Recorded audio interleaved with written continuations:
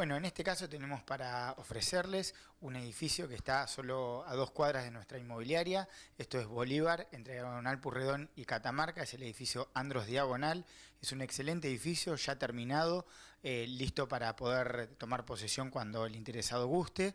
Son semipisos de 2 y 3 ambientes, amplios, luminosos, de una excelente calidad de construcción, que cuenta con piso radiante, de calefacción. Los pisos también son con porcelanato en el living comedor y flotante en los dormitorios. Tiene amoblamientos de cocina completos con muy buen gusto, carpintería de aluminio con doble vidrio.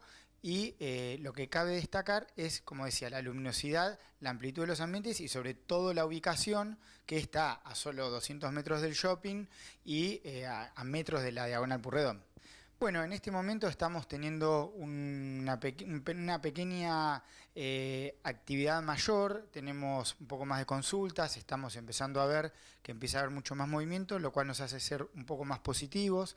También estamos empezando a tener más consultas a través de gente que viene interesada por el blanqueo de capitales, que también, quieras o no, va ayudando a que la actividad vaya repuntando y bueno, hacia fin de año en algún punto se vaya mejorando alguna de la actividad propiamente dicha. Mucha gente que tenía la posibilidad de poder adquirir propiedades, pero bueno, realmente no podía justificar. De esta forma tiene un acceso muy fácil y relativamente barato a tener el dinero blanco para poder comprar o adquirir la propiedad que guste.